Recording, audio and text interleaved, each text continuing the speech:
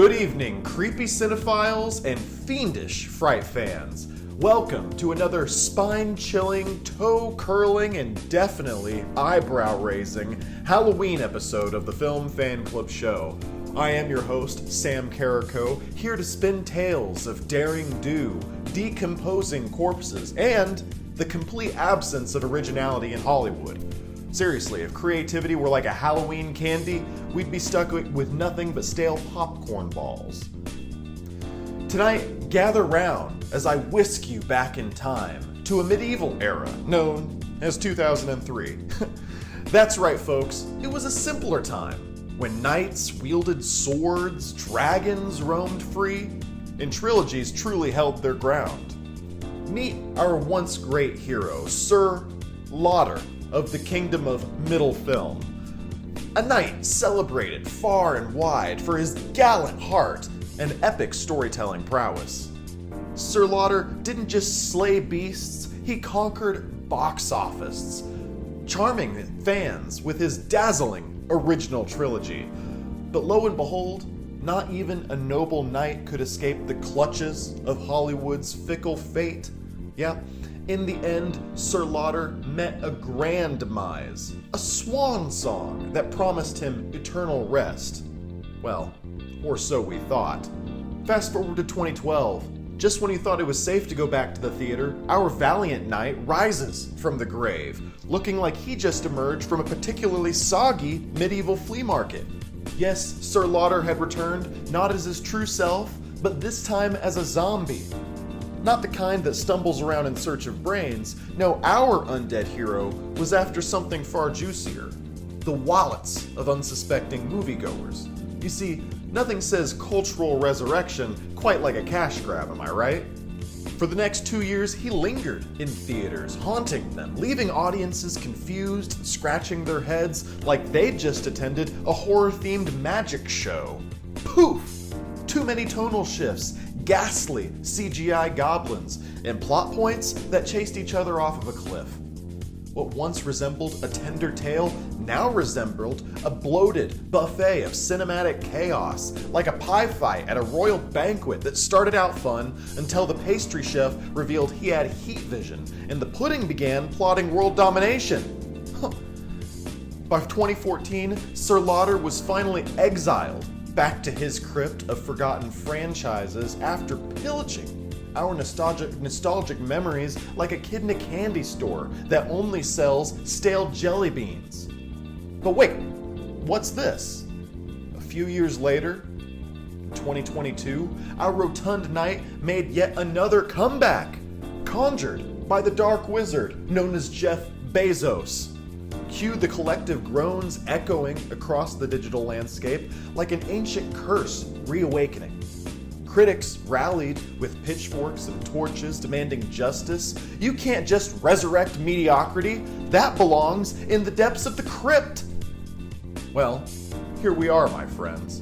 On this spooky October evening, a perfect time, if there ever was one, to ponder the undead, the inexplicable, and those cinematic choices that haunt us to this day. Can Sir Lauder crawl back from the cinematic grave with a respectable new entry? Or should we send him back to development hell? Alright, stick around, folks. We've got a killer show lined up for you tonight. Let's welcome tonight's guests. Joining us from the Mission Matinee podcast, which is part of the Film Fan Club network of podcasts, we got Alex McKellar. Welcome, Alex. Hi. All right. Welcome to John Lynn. He's from the Mission Matinee podcast, which, of course, is part of the Film Fan Club network of podcasts. John, how are you? I'm good. How are you? Oh, my God. I'm just fantastic. Coming, of course, off the high of last week's 100th episode. Cheers to that. I'll drink to 100. Drink a little bit of coffee. Yay. Yeah. Coffee to 100. Water. Go dogs. Cheers. Cheers, guys. Cheers. Oktoberfest was this past weekend, so we've been doing a lot of Prost, Prost. as they say. Classic Germans. Pew, pew, pew. Pew, pew, pew. Classic German. Doing that all the time on the Rhine. Yeah. Again, yeah, we had a great time for episode 100, but also we do a lot of things here on the Film Fan Club show. Today we're talking about Rings of Power Season 2. We're big Lord of the Rings heads here, Hobbit heads, as it were. Of course, we talked about Lord of the Rings, the original trilogy, on the bonus podcasts in 2022. This past summer, we talked about The Hobbit, the prequel trilogy, the Star Wars prequel trilogy of Lord of the Rings, if you will. Of course, that's also on the bonus podcast. And then we also talked about Rings of Power Season 1 on YouTube or the podcast feed back in 2022. So lots of Lord of the Rings coverage. We know our Middle Earth. Alex, would you like to remind the audience, though, your history? Are you a fan of this stuff? Do you like it? Are you here reluctantly? I am a fan. I'm a Hobbit head. Yeah, I mean, again, grew up with the Lord of the Rings movies. Saw Fellowship in the theaters back in the day. Loved it. Then fell in love with the extended editions. Obviously, read the Hobbit book. I've read tiny bits and pieces of some of the others, never the full thing. So not as say lore head, not as much of a lore head as like a Stephen Colbert or my friend Shelby McCoy, but still enjoy Colbert, it. Classic Hobbit head. That's what immediately what comes to mind. Oh no! Have you ever seen him go off about his knowledge of the Silmarillion? It's honestly almost terrifying how much Stephen Colbert knows about the Silmarillion. You're like, wow, that's an insane amount of stuff. But that's why he was in The Hobbit. More of a Bill Maher guy myself. That's it. Wrong. But but yeah, no, I enjoyed watching all this stuff with y'all. It was fun because I had never seen the Hobbit extended editions until we reviewed them, so that was nice. Some stuff that was added in those was actually pretty cool. They still are mostly bad, so it's not the best. I'm not returning to them like once every 6-7 months like I am the Lord of the Rings. Right. But so again, we'll see how I feel about this Amazon show as we go on. But yeah, big Middle Earth head. Do love to learn more of the lore sometimes, but yeah, I'm excited to be here. John, 2 years ago, just think about it. In summer 2022, beginning that summer, I didn't know nothing about the Lord of the Rings trilogy. And then, of course, Rings of Power was coming out. You guys were gracious enough to watch those movies alongside me, from afar alongside me, and then come together virtually from afar and then talk about them. And I've really kind of become a fan of this trilogy. I watched the extended. I watched the theatrical versions in 2022, the extended editions this year, and then now I've seen The Hobbit. Can you describe a little bit of your history with Lord of the Rings? And have you enjoyed this journey as much as I have? Yeah, I read the books when I was in middle school and high school, even Silmarillion, though I didn't get it at all. Okay, Stephen Colbert. Yeah. Yeah, I have that depth of knowledge. I remember the Silmarillion word for word. And then, I was like, the movies, I was like, oh, these are fine. These are okay to watch, but I'm not going to spend a lot of time, watching 2.5, 3-hour movies. So I didn't really watch them beyond the first time. And then we reviewed them, and I watched the extended editions, which I had not seen before. And there was so much more depth and context and, emotional narrative in there that had been removed from the theatrical. And I was like, wow, these are great. These are fantastic. I could rewatch these again right now. And then we watched The Hobbit.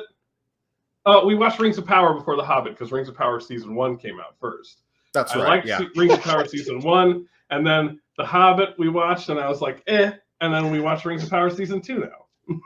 So, okay.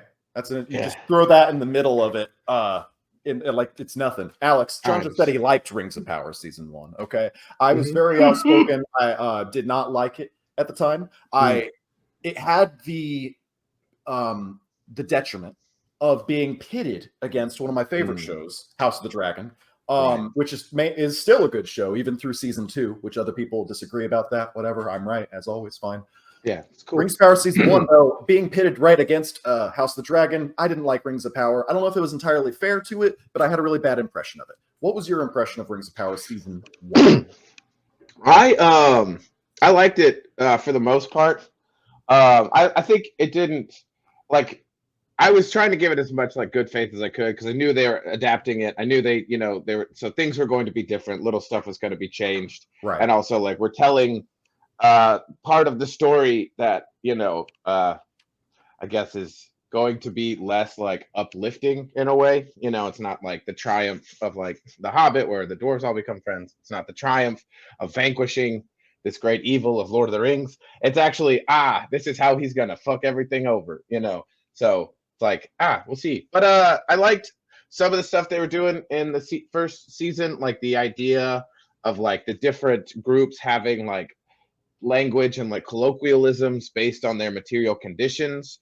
I remember like seeing Khazad Dûn in its prime was like just like great. You know, the Dwarven Kingdom, like no longer we seeing like a ruined Dwarven Kingdom as we see in The Hobbit or later, you know, in Lord of the Rings and the Mines of Moria. We're seeing it like, look at these guys when they're like at their peak. And it was right as hell. I remember, because I haven't rewatched season 1 since then, but I remember like loving the dwarf interactions, really liking Elrond and Durin's friendship. I also I was through most of that season convinced that Halbrand was going to be the Witch King of Agmar, and then he was full on Sauron at the end, and I was like, I don't know if I love this but maybe, you know, it'll be fine. We'll see where it goes, and we'll talk about that as it goes on. But so yeah, it's kind of a mixed bag. I would say overall enjoyed. Some of the things they decided to tweak, I was a little like, you didn't have to. But then some of the stuff they built in there, I was like, oh, that's a clever and creative way of doing this. But probably won't be returning to it either of these seasons as much as I will the Lord of the Rings. But again, could be childhood nostalgia. Yeah, there's nothing like those. No, I disagree actually. Yeah, it's not just childhood nostalgia. I don't think so either. Yeah, but because I watched them for the first time in 2022, and even I'm going to go back and rewatch the original trilogy from time to time. I mean, I did it just this year, you know. They're certified bangers. Yeah, and I didn't want to watch season 1 to get ready for this, so I didn't rewatch season 1. I mean, I watched it in 2022. I saw it. Yeah, I remember Elrond and Durin hanging out. Yeah, got evidence of that. But I'm not going to rewatch it for this. Come on now. I'll rewatch conversation about the tree. You didn't spend 8 hours rewatching a season of TV that I didn't like. No, I didn't do that. So, John, but maybe I got this all wrong because, as I mentioned, you guys were in town a couple weeks ago. We had a lot of fun watching Joker 2. But then during our downtime, one of you guys, I think Alex suggested, let's just throw on Rings of Power.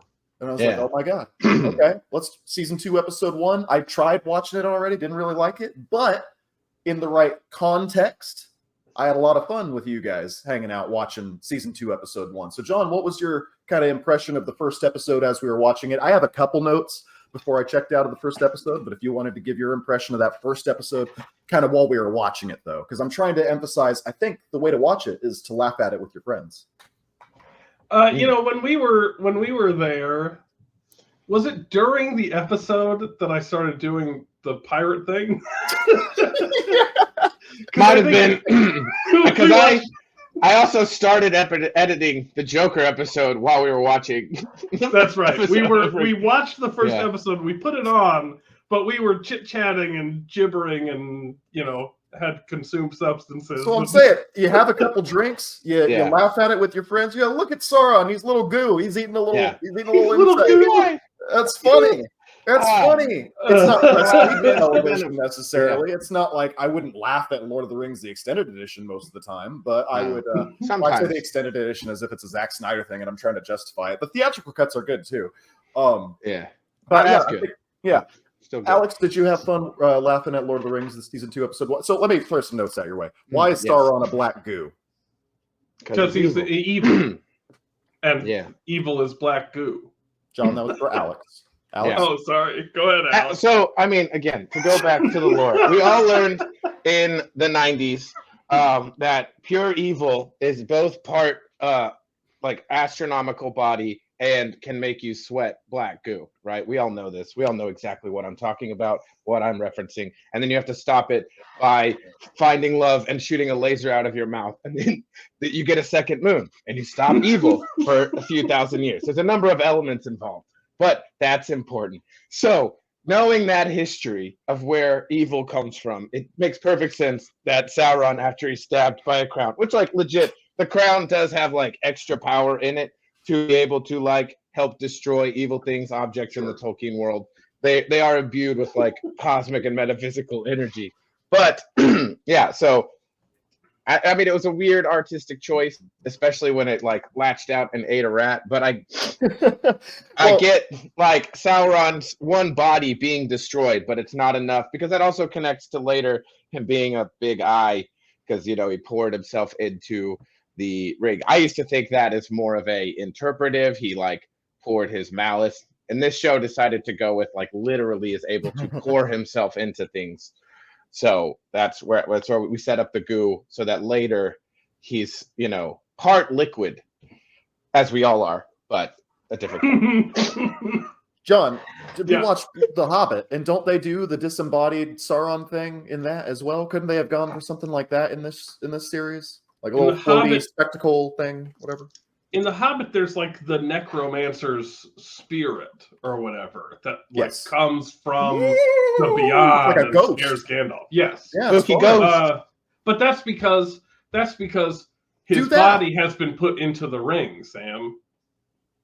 He's only a ghost in The Hobbit because in Rings of Power he puts his body into the ring. He puts his blood and his physical being into the ring. He pours his cruelty, his malice, and his will to dominate all life into the one ring that rules the others. Look. Yes. I didn't read the Silmarillion, okay? Didn't do your research. I didn't go to Tolkien school. I went to Tolkien. I was trying to find that way to get that in there, but you found it for me. Thank you. I have a question. Yeah, is the question, why are we humanizing Sauron? Because I agree. Why are we humanizing Sauron? There's an element of this whole show where, so in Lord of the Rings, they're like, orcs are the spawn of evil, and they're servants of the Dark Lord, and he's evil, and he's just once with the Dark Lord, always with the Dark Lord. He's a spiritual evil being of supreme power that can make people do whatever they want because he's evil incarnate. And then in this, we keep like there's an orc that has a newborn baby and doesn't want to go to war. Yeah, like I like that. I love it. I love humanizing them. Well, we're not doing anything with it. Well, they do by the end of the. Well, okay. Should I just do it?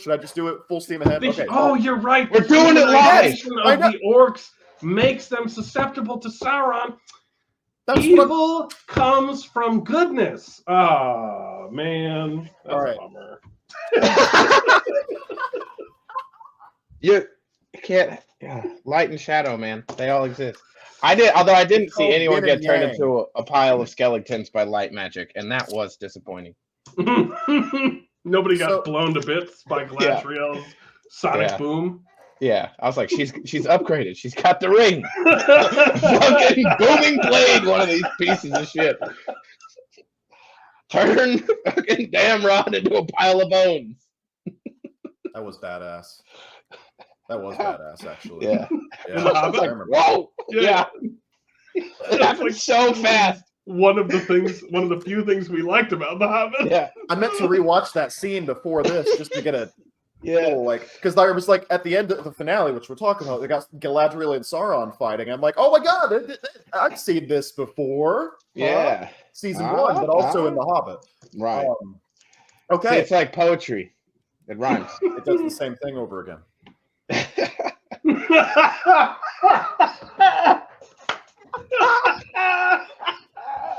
It's not that funny, John. Come on. Man. I find that hilarious, Sam. Bravo. Yeah. Joke of the show. Joke of the show. It's like poetry. It does the same thing over again. Thank you for tuning in. We're talking about Joker. It was good, guys. It was good. It was really good. All right. Joker's we were in amazing. Tulsa. Yeah. Crying felt good in a movie like that. Only downside, who let the casting department cast a guy with a tiny face to play two faces? He could barely fit one face in that face. Outside of that, perfect film. Probably. Outside of that, perfect film. I realized that he was an assistant DA, so they should have just had it. It's because it's like supposed to be before, like years before it becomes Two-Face. Yeah. Then it becomes Two-Face at the end. Spoilers. And then they should have just had him be the DA. I don't know why they had him be assistant DA. It's a minor thing. Todd Phillips, come on the show. Just like his face. Sorry. Todd Phillips, you should come on the show. We're the only online movie review podcast thing that seems to like Joker too. So Yeah. And for valid reasons, because we got the 'Cause film. it's good. Like, so yeah. right, Like, because it's Big awesome brain. and we're smart. Big red boys. Todd Phillips, I Mhm. know you're watching, but like, Yes. Thank you come for on. watching. I know you want to hear our takes on Rings of Power season 2, so we'll get back to it. I know that's why you're here. But sorry, Todd, also, I don't thank want to you. work you Yeah. down. He's Sometimes we "Hey, like to goof. Yeah. flattery is nice, but like, Mhm. it- That's why they don't call them Flories, because we ended up on the roof. Anyway. it's been a couple weeks since the finale, so let's go ahead and talk about the finale now. I have the Wikipedia article for the Rings of Power season 2 finale pulled up, and we'll go through that. And as we talk about how these storylines came to a close, and I think it'll give us a good opportunity to expand on how those storylines developed throughout the season. So don't feel like you are restricted to just the final episode, because I'm going to talk about other stuff too. So the first thing I have, of course, Durin, my man. King Durin, Prince Durin, I hate that. Prince Durin IV confronts King Durin III as the latter opens a large mithril deposit under Khazad-dûm, the Balrog that lives below the mithril mine. I remember that, yeah. They had it in, I think, season 1, right? Awoken by this, attacks Durin III. He leaves his rings of power to Durin IV, who is the younger one, and names him the new king before fighting back as the entrance to the cavern collapses. So this is kind of the culmination of he was losing his bond with his son. Well, their father and son. They were losing their, and one of the weaker storylines I thought throughout the season. It was funny, Alex, you're like, I love the dwarves. I'm like, man, every time we went to the dwarf storyline in this story season, I was like, let's get back to something. I don't know. I think the wife's acting choices are really annoying. The singing bothers me every time she starts doing that wailing, and I'm like, shut up!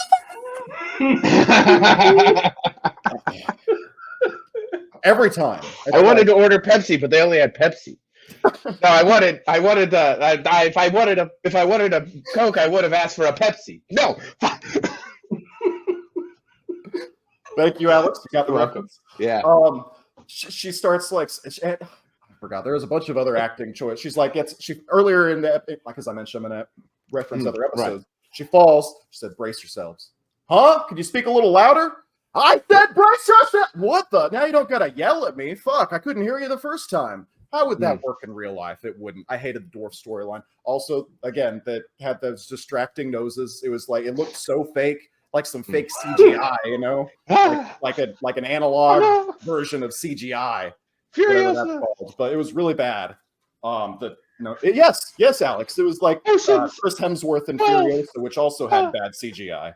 Yeah. Did he have a fake nose?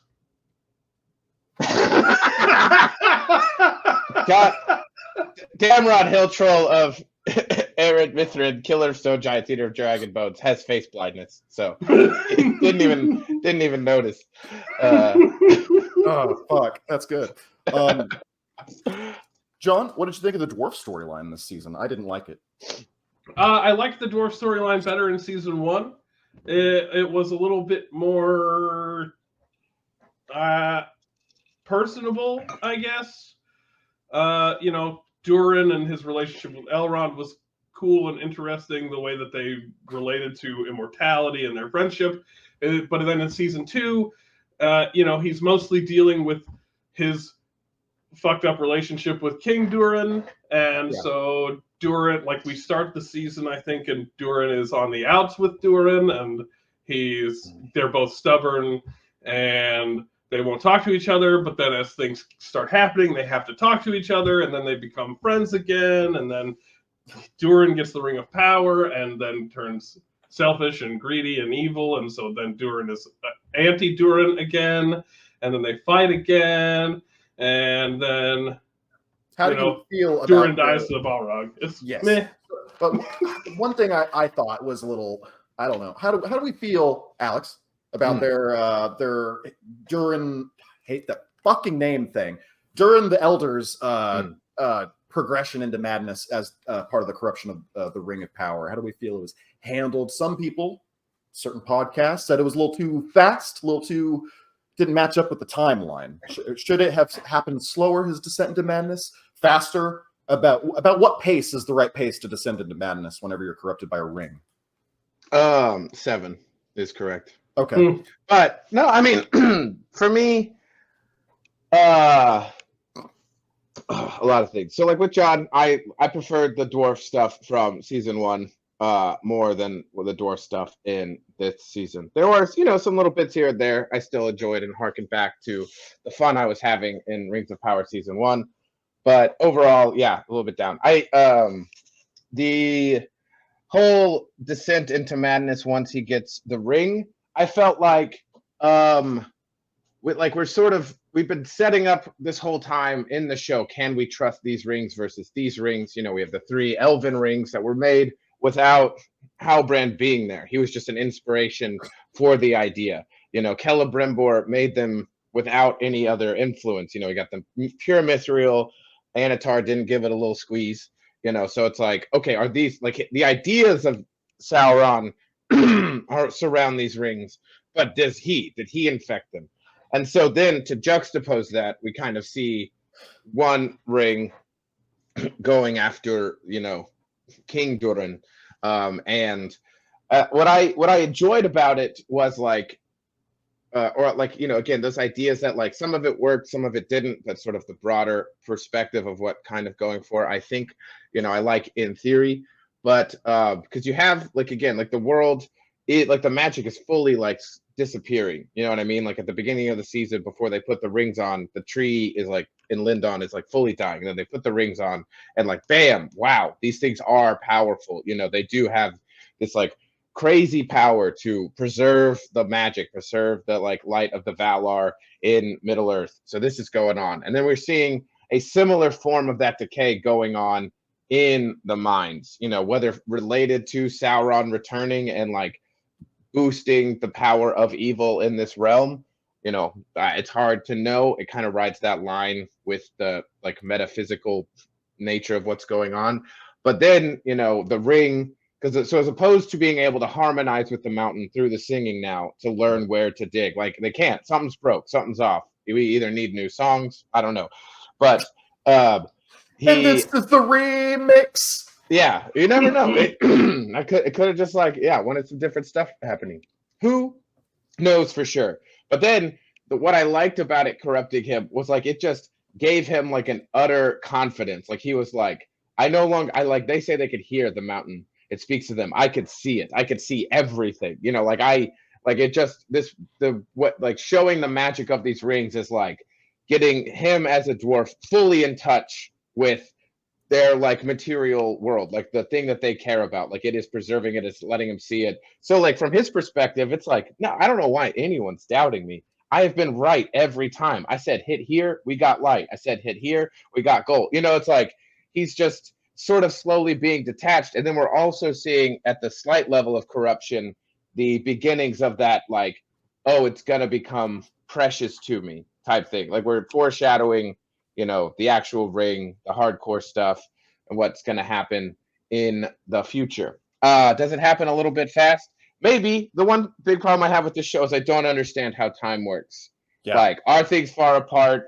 Is this a slow, are we learning things quickly? They're not teaching me how to understand time by learning a language. That's the best way to do it. But they are things just happen in sort of ways that I'm okay, what's this? You got the Anatar and the Celebrimbor stuff going on. Is this a months-long process?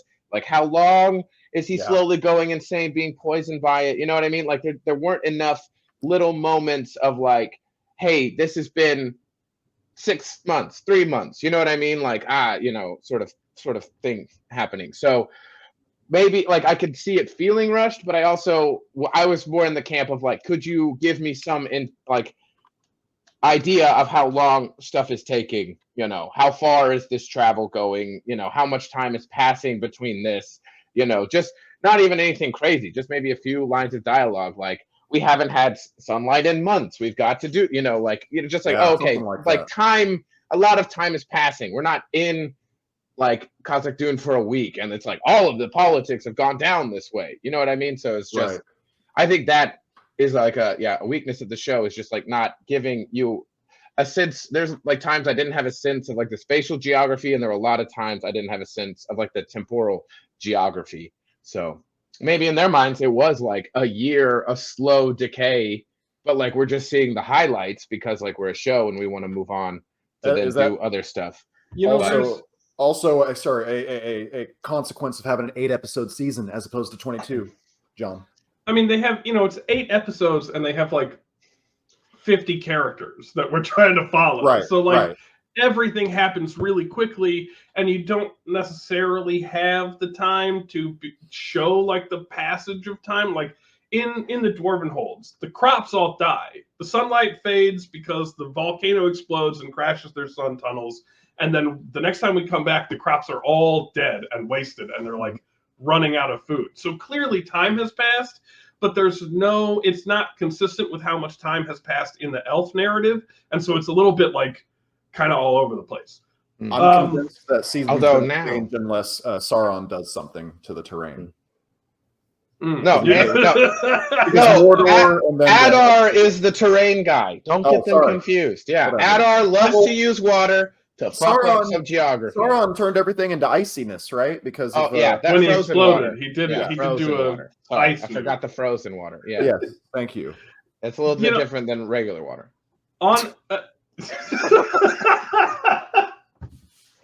When we talk about the dwarves, there's a theme in this season of like control over relinquishing control and sort of like just being at peace in whatever environment or place you're in. We'll get to this, the more specific element of that where they specifically talk about it when we talk about Gandalf, but the dwarves have a like through line, right? Of the singing to the mountain I really like because it is the dwarves as a society having a form of communication with the mountain in which they live, and they're being respectful of it. King Durin has these limits that he set on mining because we don't want to go too deep, we don't want to pull it too hard. They sing, they sing into the caverns of the mountain, and the echoes speak back to them, and they interpret it as like the spirit of the mountain.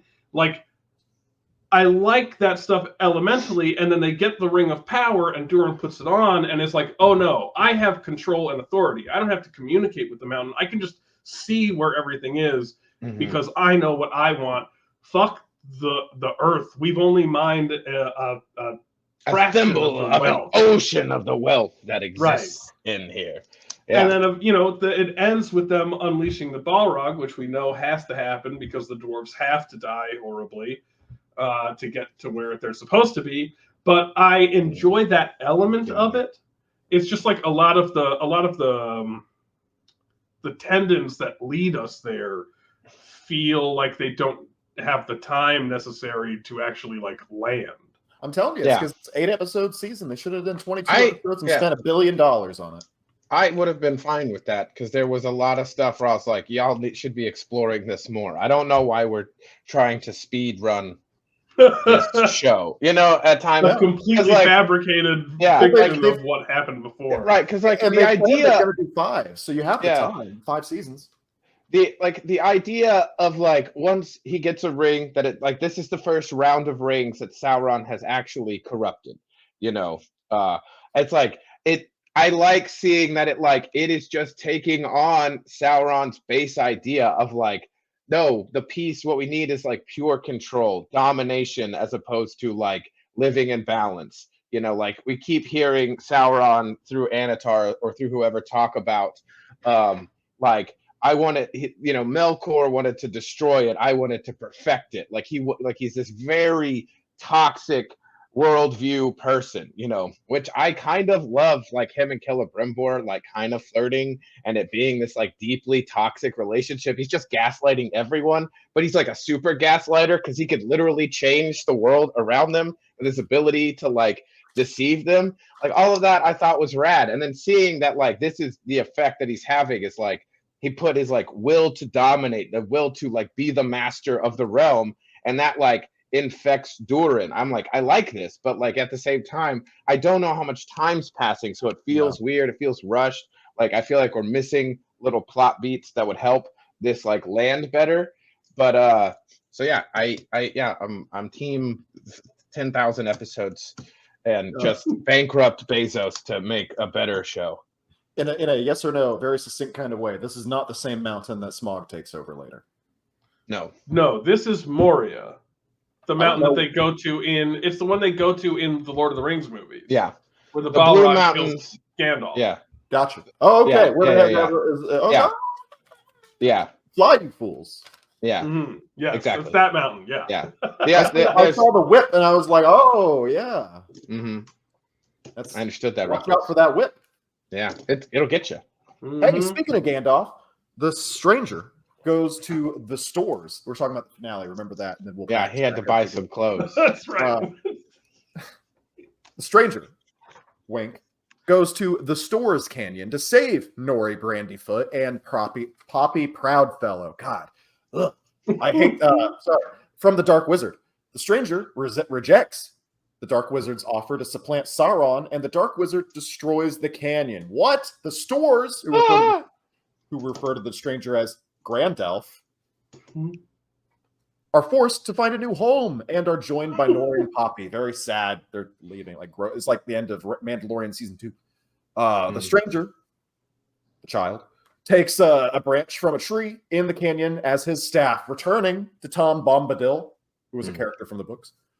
The stranger says he will come to be known as Gandalf. So the Nori and Poppy and Stranger kind of have this little fun, like on the road buddy comedy this whole season. And of course, the show really wants us to take away that this is a sad departure. Oh my God, it's like when Frodo leaves his friends at the end of Return of the King. Except, sorry, get on that boat. I hate Nori and Poppy, whatever the fuck their names are. I think they're annoying as hell, and I wish they would shut up. So, goodbye. The show has not built likable characters and strong relationships to make me go, aw. Again, it's got 10,000 storylines. I'm like, finally, like some relief. Get rid of them. John, did you feel what the show wanted you to feel? I think it's another example of them 8 episodes, an hour an episode. We have 25 different characters that all need exposition. I get what they were doing, but it felt like they could have taken more time to build it emotionally. Gandalf, his whole experience with Tom Bombadil is really interesting and good, and Tom Bombadil then is like the opposite viewpoint of control. He's like, well, control is bad. It's a thing that you think you want because that's what you think you need to live, but it keeps you from actually like being in the moment and with the thing that you're doing. I like he's great. Gandalf's whole there's the arc where he's trying to find his staff, and Tom Bombadil is like, you got to go into this desert full of sticks and find your staff, and you have to be there for as long as it takes. And Gandalf is like, but Nori and Poppy are in danger. And Tom Bombadil is like, well, you got to pick. You can do one or the other, but if you go help your friends, you're fucked here. You can't come and be a magician. And then we don't actually see Gandalf make that choice. We don't. Gandalf looks at the sticks as Tom Bombadil walks away. We do a bunch of other things, and then we cut back to Nori and Poppy, and Gandalf shows up to help them. We don't see the emotional moment in which Gandalf has to make the choice to stop being a wizard to save his friends because they need it and friendship is important. And then that pays off at the end because the test was actually to see if you would go help your friends. Yeah, the real friends were the sticks we found along the way. Right. It's just like, I get what they're doing, but they're not taking the time necessary to do it because we also have to get to Numenor, and we also have to get to the dwarves, and we also have to get to Eregion, and we also have to get to Adar, and we also have to get to Elrond and Galadriel. It's like there's so much happening. They can't, in 8 episodes, take the time to construct it in the way that would make it feel satisfactory. But there's elements to it that I like. I like the halflings, Nori and Poppy, the Stewars. I like Poppy getting it on with nobody. Yeah, Mary Mac. There are like things that I really enjoy. The whole examination of the Harfoots coming from the Stewars, and the Harfoots were people that were halflings that went to wander to find a land of paradise. The Shire. Assume that. Yeah. I know you get the like proto words and stuff. I'm like, that's kind of fun. Yeah. There's a lot of stuff I like about it. The one thing I want to touch on before we move on too much, the one time they're like, oh, so he's some kind of Gandalf. I was like, that's clever. Gandalf. When they said it to me like 8 times at the end, I was like, I get it. I kind of hate it now. Like this never was how Gandalf got the name Gandalf. So you're telling me you're by yourself? You're solo? Huh. Yeah. Solo. Yeah. I'm like it. Like one person calling him a Gandalf is like a tip of the cap. If they never said the actual name, I would have been like, oh, that's how they get there. And but I was like a pun I would make when I'm tired at work. Is not clever writing. Like it makes me laugh in the moment, Yeah. Like, but it's not like, this big. Oh, the etymology of Gandalf is grand elf. It's like all of that. Like no, like he had a name even bigger than a big elf. Yeah, he had a name when he was in the Ishtar, wherever they, come from, and then he had another name, and apparently Gandalf came somehow around from like Men of the North. Like off from Numenorians. I don't know. I was catching up with my friend Shelby. That's she explained a lot of Lord of the Rings lore to me the other day, and I was like, "Thank you. I'll be ready for the podcast." Yeah, because that's what it's about. Remember parts of it. There's one thing I really like about that whole arc in the desert that is not touched on really at all. The Dark Wizard is he's this other wizard that came before and was corrupted by his desire to control. He's one of the 5, right? There's like 5. There's 5 wizards. One of them is Saruman. One of them is Gandalf. It's super implied that he's Saruman. Oh, he's Saruman. I felt like it was super implied that that's Saruman. Saruman is friends with because it's not right? Radagast the Brown. And it's and then the other 2 are the 2 blue wizards. Tom Bombadil is not a wizard. It's Gandalf, Saruman. What the fuck is Tom Bombadil then? He's the eldest being. Yeah, is like Tom Bombadil is either like Tolkien's like insert character like for himself as just sort of like or potentially like the main god to incarnate in this world. Like Tom Bombadil is just Tom Bombadil. Like he's just a chill rat. He's not one of the 5. No, he's not a wizard. No. He's like more powerful than like everyone, but he's also like, I'm a wanderer. I'm just here, man. Y'all got to fix it yourselves. I'm going to sing a little song and garden. What did you think Smoke a little weed and attend to my bees. I really like Rory Kinnear. He was in the James Bond, some of the best James Bond movies starring Daniel Craig. Skyfall comes to mind. But then Rory Kinnear plays Tom Bombadil. And I didn't know at first, I didn't think that he quite had the older gravitas to play a role like that. I thought he was an older wizard at the time. Mm-hmm. And I was like, he needs a little bit older. Then Rory Kinnear's performance kind of by the end, his inflections, the singing, his kind of nature, I kind of bought it a little bit. He won me over. I like Rory Kinnear. Yeah. Started off. Yeah. You didn't know where that was going. What did you guys think? Yes or no, Rory Kinnear? Yeah, he was great. Tom Bombadil is probably my favorite part of season 2. Okay, he realized him well, John. I always like the trope of like the wise magic person that's like, you know what? Just acknowledging that the things around you have their own right to exist and maybe respect that, and in doing so, you form a stronger bond with the world around you. I like that concept conceptually. It's very different than the typical. I have to have power and authority and assert myself over everything, and that's how I win. So I do like Tom Bombadil a lot in this. Yeah. Okay. My God. Thank you. But the thing that I wanted to talk about that I didn't get to mention because we started talking about the Dark Wizard is the Moth Lady. Talk about it. Y'all remember that? Okay, so the Dark Wizard. About. The Dark Wizard has that moth lady, being that shows up and like forms himself out of a little like swarm of moths, and then they've got like a cloak that from the back looks like moth wings, and their hair is very short and blonde. Are those the buzzcut lady, the bad guys from the first season? Yes. Okay, sure. What about them? Well, it's just I noticed that they're made out of moths, and in Lord of the Rings, Gandalf is always talking to moths to send messages. And in Lord of the Rings, you think, oh, he just communes with the spirits of nature. And in Rings of Power, he is communing with the spirits of nature, but the spirits of nature can manifest themselves into entities. I just thought that was interesting and weird and a nice little like world building touch. Tom was having the old Toby again. Explain this whole storyline to me, please. Our Parazan learns that the Palantir from the Holland. Oh, Numenor.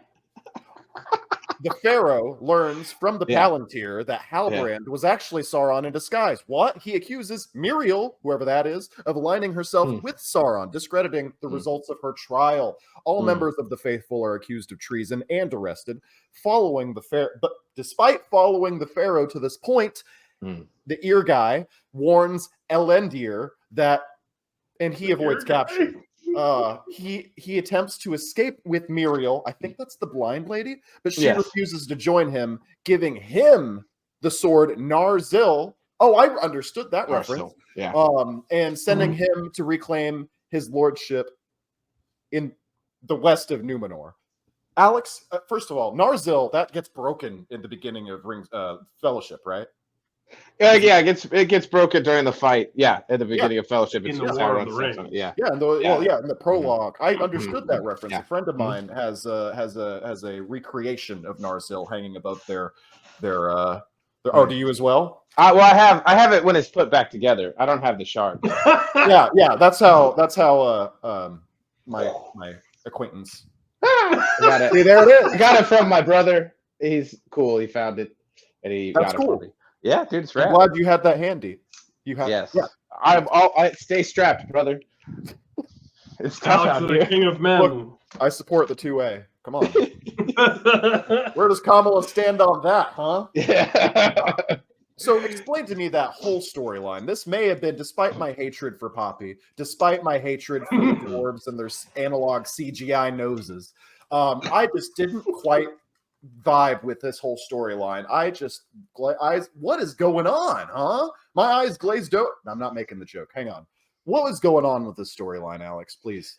A lot, but yeah, Numenor. So the whole Numenor, the fall of Numenor, all that stuff is going to. I think that's going to be a big part of this next coming season. We're setting the groundwork, but it was in that kind of time jumpy, kind of confusing, janky way that kind of plagued a lot of the editing of this season, where it's like, oh, okay, some of these ideas are cool, but the execution makes it kind of rough and hard to understand at times. But so essentially, what's going on in Numenor is, Muriel comes back.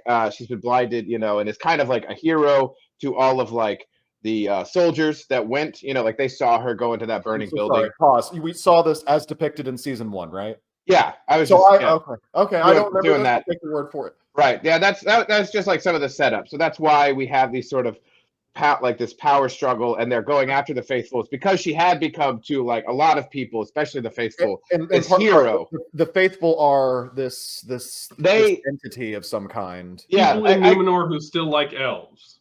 They're what? Well, yeah, they kind of like elves. Still like elves. Elves sympathizers. Gotcha. Yeah, I think it's partially still liking elves, but also kind of honor the old ways.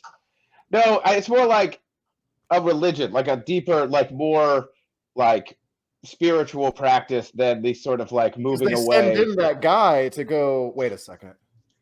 There's that struggle where that kid gets killed from being stabbed in the back. Yeah, it's like a church. It's like a religious temple. Order that the Pharazon is cracking down on as an excuse to get rid of people who like Muriel. So explain it to me like it's Game of Thrones. Is it the Faith of the Seven? Is that what this is? Okay. Probably is the Seven the old gods, or are they the new? Sorry. Yeah, the Seven are the Jonathan Pryce is, I think, who that is, right?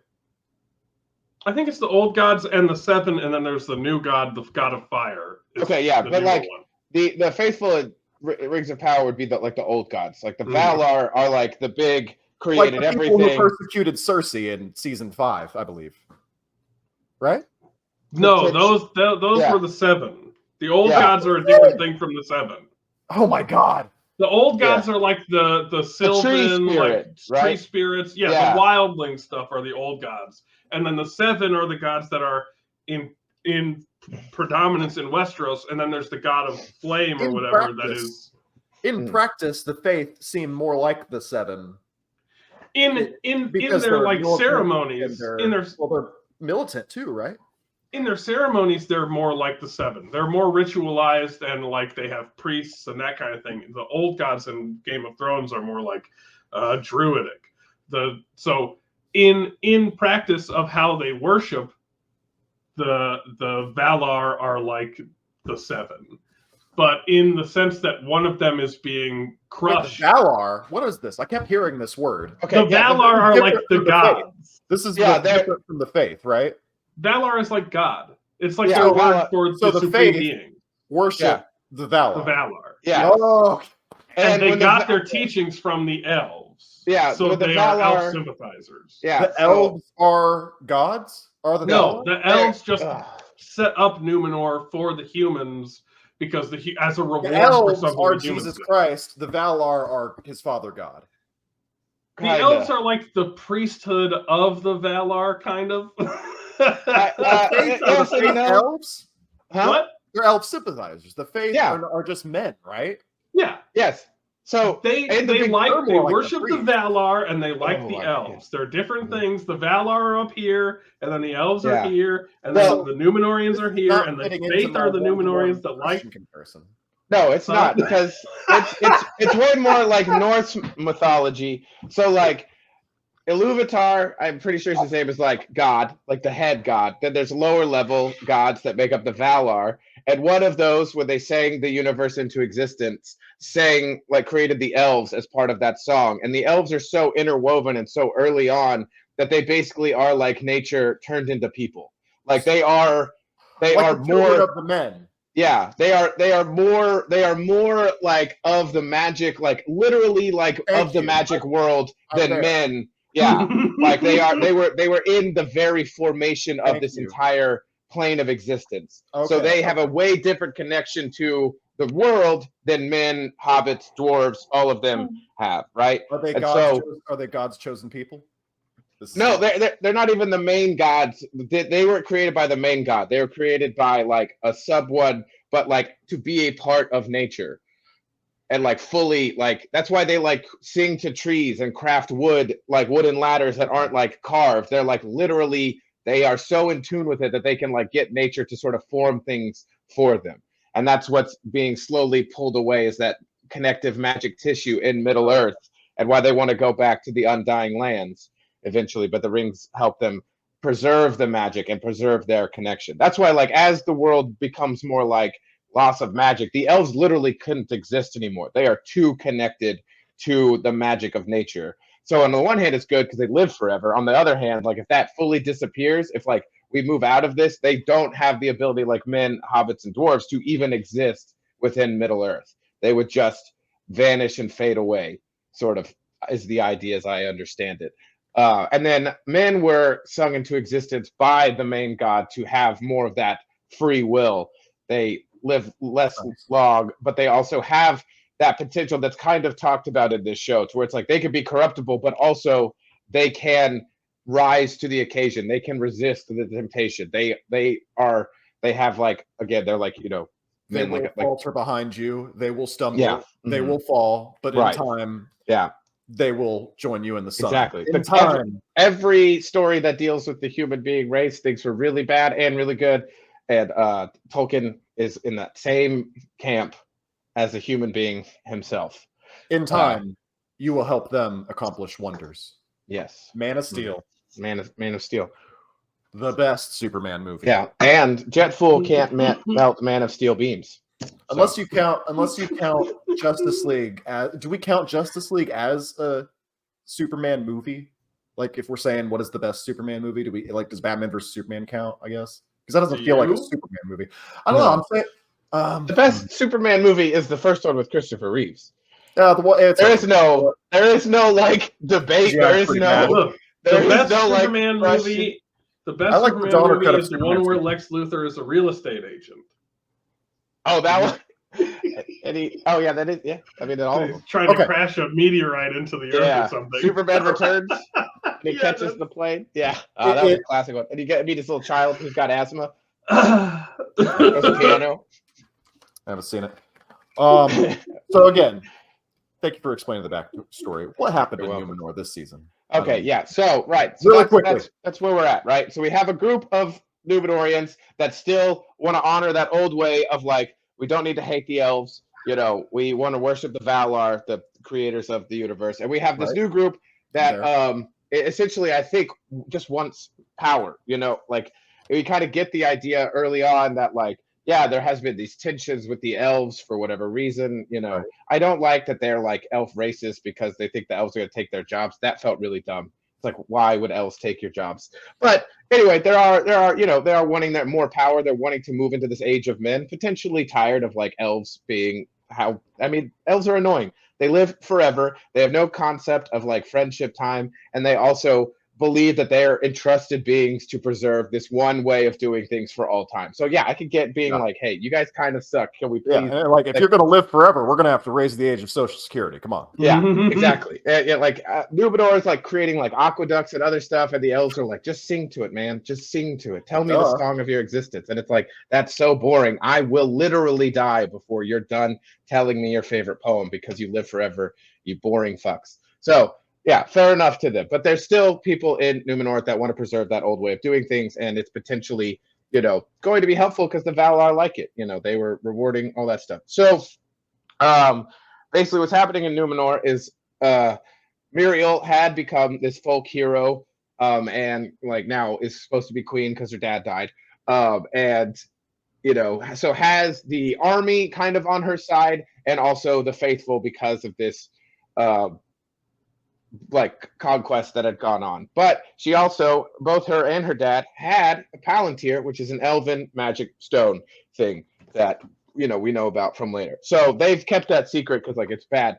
You shouldn't have elven magic stones. That's still kind of a no-go, even for people of the faith, sort of thing. So the daughter of Isildur's father, goes, Isildur's sister, like learns about this fucking stone, and so she's kind of like flirting with this one nerdy dude. So she decides to join like the fascist coup that's like upcoming. She's like, you know what? Actually, yeah, I'm mad that my brother died overseas in a war. So like, screw this.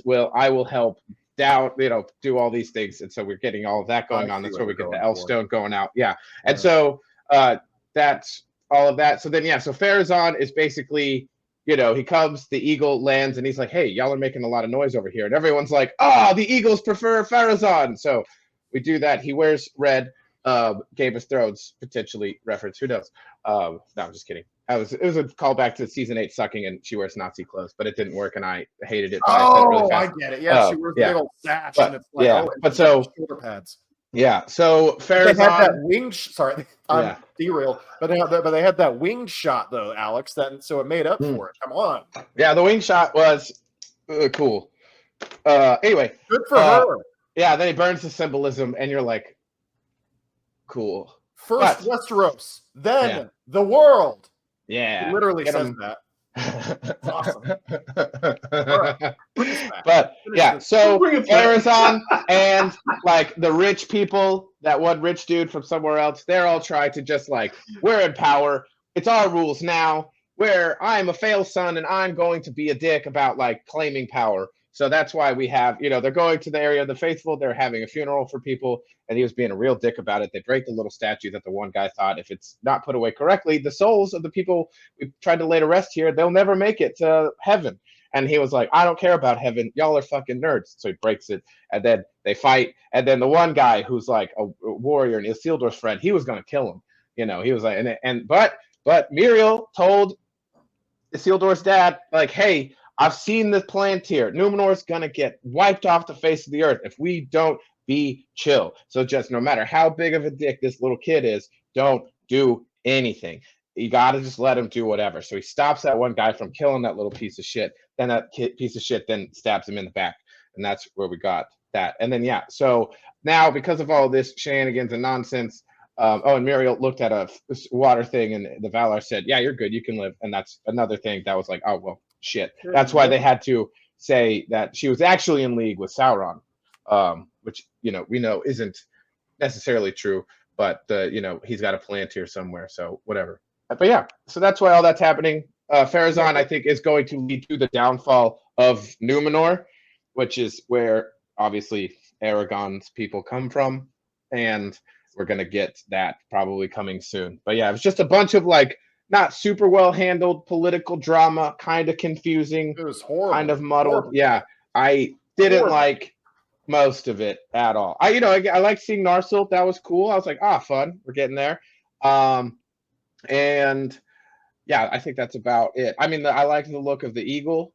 Sure. Yeah, I understood that reference. Yeah.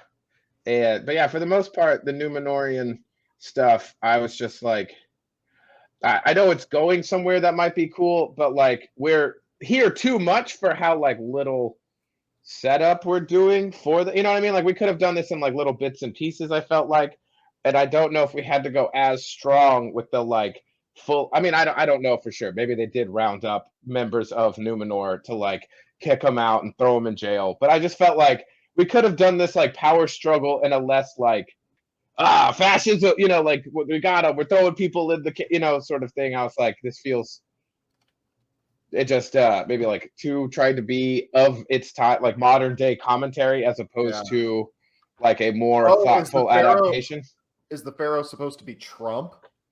Maybe. Yeah, I get like he's got a fail son that just kills the dude. That's kind of what I was assuming, but I was also like, I don't know enough of like what happened in the Numenorian struggle to know if some of this is like, but it just felt to me like, we're really smart writers. We want to, do some symbology.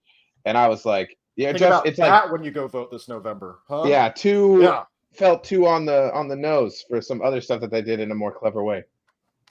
John, did you talk about Alex the Cayman and the Peлагir and the military outpost for Numenor and all that stuff? Is that in your? Oh, I didn't know if we were getting into some of. That's my next paragraph, so I just want to make sure. Is that going to be? It's not redundant if I read that.